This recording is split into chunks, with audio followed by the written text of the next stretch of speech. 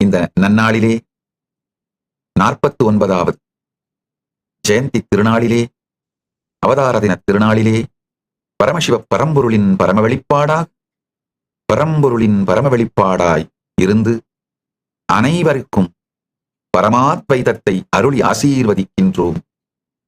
அனைவருக்கும் பரமாத்வைதத்தை அருளி ஆசீர்வதிக்கின்றோம்.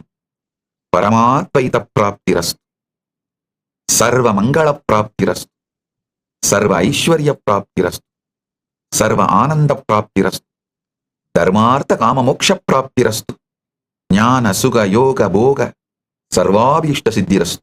எல்லோருக்கும் எல்லா மங்களமும் உண்டாகட்டும். ஆல்போல் தழைத்து அருகுபோல் வேரூன்றி மூங்கில் போல் சுற்றம் சூழ வாழையடி வாழையென 16 பெற்று பெருவாழ்வு வாழ்வீர்களார்.